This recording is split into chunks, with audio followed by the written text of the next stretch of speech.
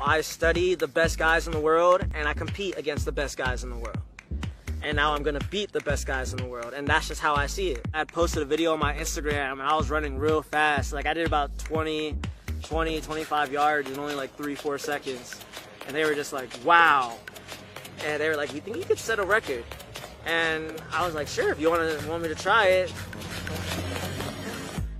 Guinness World Records is there, everybody's there. Former Olympians, former world record holders are all there supporting me, hyping me up, getting me going, and then I just took off, man. Come on, baby, come on. Come on, let's go.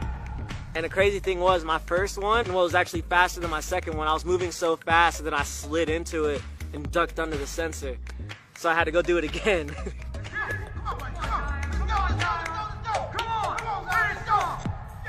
I was expecting, I was like, y'all don't understand, like I'm gonna be under 5 seconds, maybe even under 4, and I called it.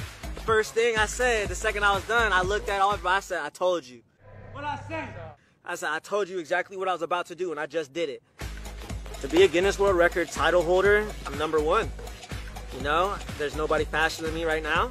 I'm the fastest man on their hands in the world, but at the same time, it also means that my family's winning, my town's winning, and my support group's winning, because without them, I wouldn't be here doing this for you guys.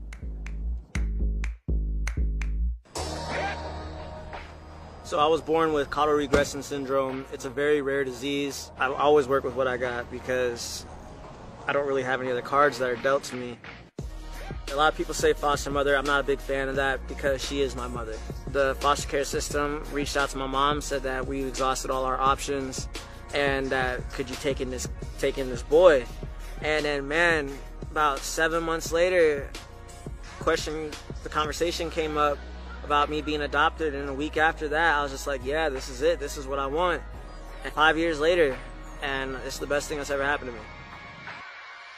Well, I did get bullied when I was a kid. I got shoved in a locker. I have been beat up. Or I was just like, you know what, I'm not going to be weak anymore. And then I just put in the work as much as I could every day. I was going to 2 or 3 wrestling practices a day for 7 days a week. And by the time my senior year of high school came around, I became one of the best guys in the state. And then soon after that, I became one of the best guys in the country. I'm really willing to put it all on the line to achieve my top goal of being the best wrestler, being the best track athlete. It's usually not the first choice for most people, given it's the world's most dangerous and oldest sport. And I just thought it looked fun. Everybody just accepted me in as one of them. They didn't look at me as I was different. They went hard against me just like I wanted them to. And the wrestling world really is like a close family worldwide, and that's what I loved about it. I pushed myself to my absolute limit, because by the time I am an Olympian and I'm a world champion wrestler, I'm going to be shattering glass ceiling repeatedly. My future, I see myself being a multiple-time Olympic champion, and I just see myself being that all-around champ. I want to win more medals than Michael Phelps, dude. I want to be that guy. I'm going to be that guy, because why not? I know people that have disabilities the same as mine, that have disabilities that are more severe than mine, and I see them becoming high-level athletes every day. It's all about how much heart you got and how much work you're willing to put in. I'll tell that to any kid with disabilities. I'll tell that to a kid that doesn't have a disability. My message stays the same.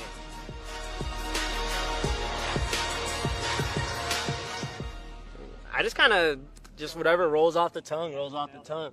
Cool, awesome.